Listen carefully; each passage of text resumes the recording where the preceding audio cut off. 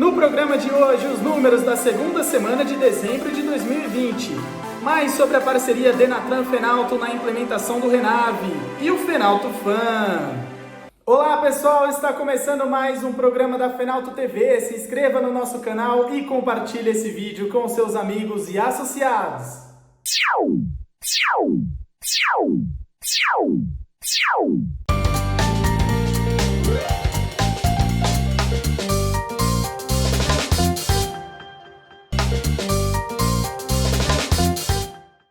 Começaremos o programa de hoje com dados e informação. O assessor de imprensa da Fenalto, Jorge Mussolini, traz os resultados da segunda semana de dezembro de 2020. Quais foram eles, Mussa? Olá, você que acompanha os números do mercado de veículos seminovos e usados aqui na Fenalto TV. A entidade divulgou agora, nessa semana, os resultados de vendas da segunda semana de dezembro. O mercado continua indo bem, estável, com uma pequena variação ocorrida nesta semana. O total de 71.943 carros foram comercializados contra 73.234 na semana anterior. Ou seja, na semana entre 7 e 13 de dezembro, houve uma pequena queda de 1,76%. Uma pequena queda que não vai influenciar normalmente na venda total dos veículos. Apesar dessa ligeira oscilação, podemos seguir com otimismo até o final do ano? As previsões da entidade continuam otimistas, porque o mês de dezembro normalmente é um mês melhor em termos de venda. A entidade espera que este ano feche com algo aproximado ao que era esperado no começo de 2020. Vamos acompanhar nos próximos programas, você ainda terá os números deste ano. Um abraço. Para seguir reforçando a importante participação da Fenalto na implementação do Renave, hoje traremos trechos selecionados da palestra do diretor-geral do Denatran, Frederico de Moura Carneiro, no 9º Congresso Fenalto. Acompanhe!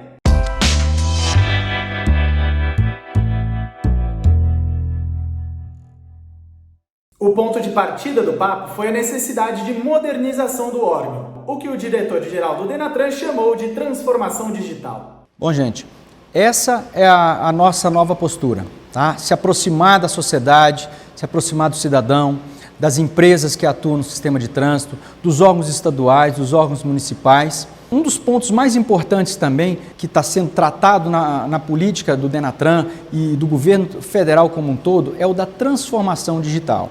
Veja bem, o foco de tudo isso é sempre o cidadão, né? Aquele lá que está envolvido, que tem a sua carteira de habilitação, que é proprietário de um veículo, que comete uma infração e precisa ser educado, precisa ser orientado sobre o cumprimento das regras de fiscalização de trânsito. No processo de transformação digital, a gente traz então 3 importantes conquistas implementadas pelo órgão. A primeira delas é a Carteira Digital de Trânsito, a CDT.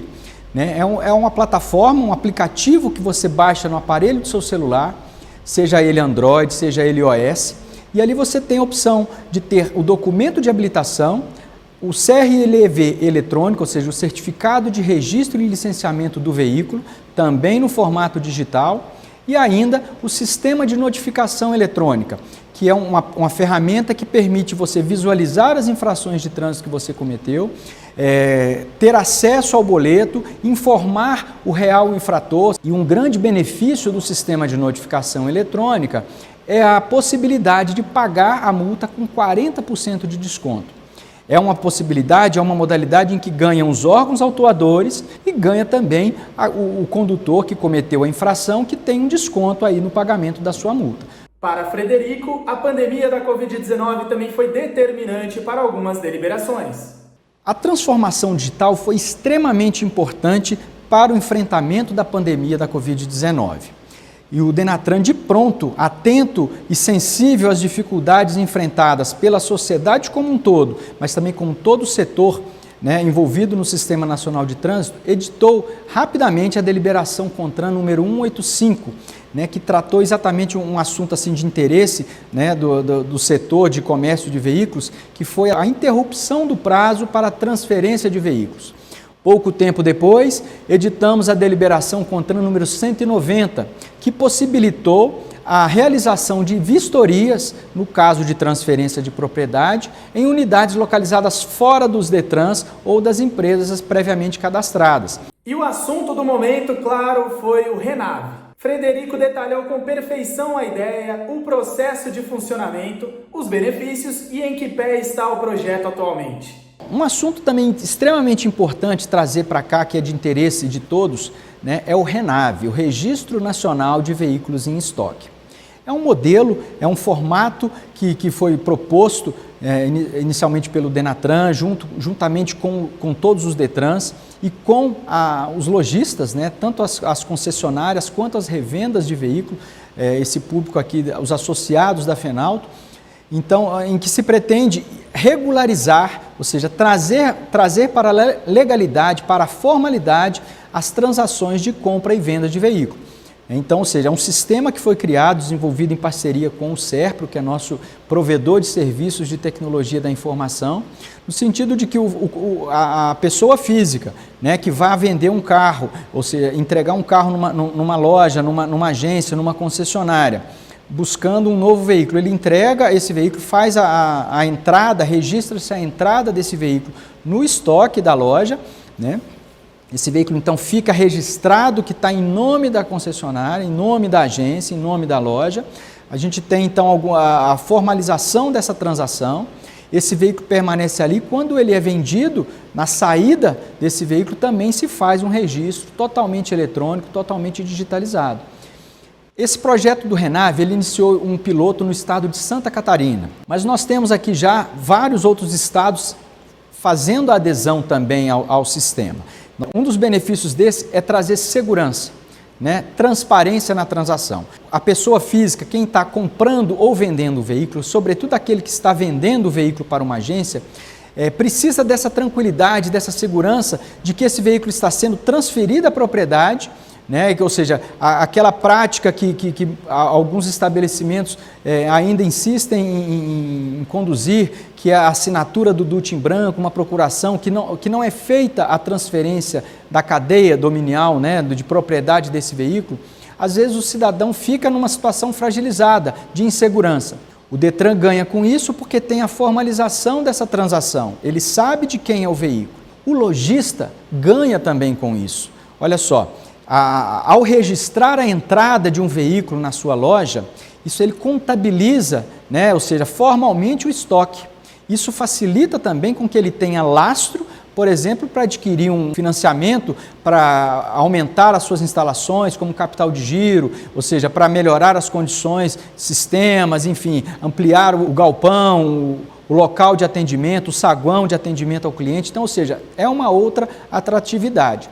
Ganha também o Estado, as secretarias de Fazenda, porque ao regularizar essa situação, a cobrança do tributo, né, do ICMS que está sendo incidindo sobre aquela transação.